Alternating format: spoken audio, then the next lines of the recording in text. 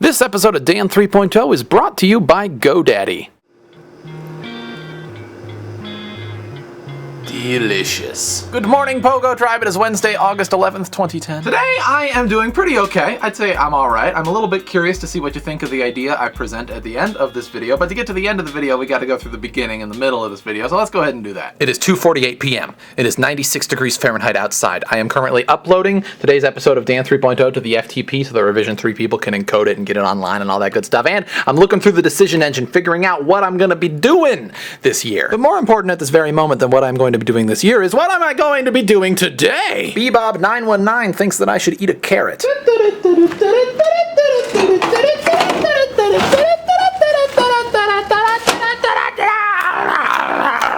Fired Zero thinks that I should give a tree an incredibly passionate hug. That tree seriously sucked at giving hugs and seriously needs some lotion. Its skin was so rough that it scratched me. And username Vakunov thinks that I should write a letter to the President of the United States. Dear Mr. President, first things first, here's a picture of a chicken. Chicken. I am not an artist, so please forgive the awkwardness of my chicken. I love my chicken and hope you love him too. My name is Dan Brown. I did not write the Da Vinci Code. That is a different Dan Brown. I'm writing you because I have a web show called Dan 3.0. I am letting my viewers decide what I should do with my life for a year. Today, someone wanted me to write you a letter. That's why I'm writing you this letter. I can imagine that the presidency is hard work. I read an article a few days ago about all the new gray hairs you have. That sucks. Try Rogaine. I hear that works. I'm from Nebraska. You campaigned in Omaha in February 2008. I was there, and it was cool. Chelsea Clinton was in Lincoln that same day.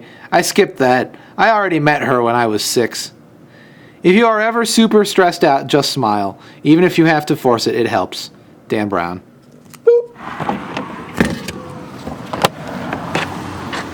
I bet he's really going to appreciate that. I mean, seriously, if you were the President of the United States of America, wouldn't you appreciate that letter? I know I would. I really would. After I wrote and sent the letter to the President, one thing led to another. I kept reading the decision engine, and eventually I got to talking about my hair. Okay, so I've been browsing the decision engine today, and one idea that has not yet made it to the top, but seems to be coming up a lot, is what I should do with my hair. Now, I don't really care. I don't have a preference in the matter. You can have me do whatever it is that you want me to do. By the way, I'm pacing. I pace an awful lot. I don't know why. But seeing as how it's pretty much inevitable that at some point soon you're going to have me do something with my hair, I figure it's something that we should talk about. So I started a thread on the South Pole of the Moon, and you can find a link to that thread somewhere around this video, probably. Some people think I should cut off all my hair. Some people think that I shouldn't get a haircut for the rest of the year. Some people think I should get a mohawk. Some people think I should get Liberty spikes. Some people think that I should get a mullet. Some people think that I should get a flat top. I mean, the possibilities here are pretty much endless. So if you have an opinion as to what I should do with my noggin, go to that thread and chip into the conversation. And if you have an opinion and photoshopping skills, I highly recommend you combine those two things and do a little mock-up of what my head would look like if we went with your idea. Seriously, I want to start to know what the fate of my hair is probably going to be, so go to that thread and chip in. It would be awesome. There's a link in the description. And finally, this is the idea that I was talking about at the very beginning of this video that I'm curious to see what you guys think of. I was late last night, I was thinking about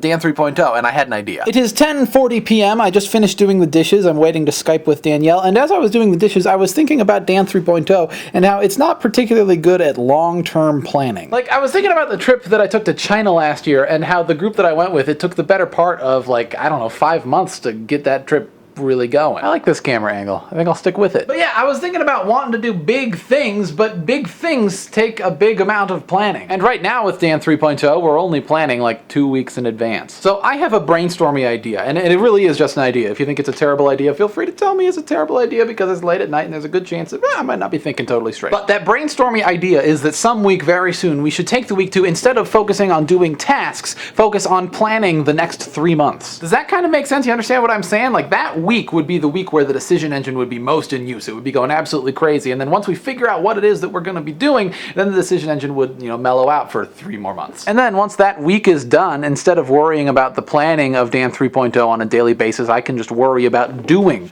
Dan 3.0. So yeah, that's my idea. It's still very much an idea. If you think it's bad, feel free to tell me that, but I want to know what you think. Post a comment, seriously.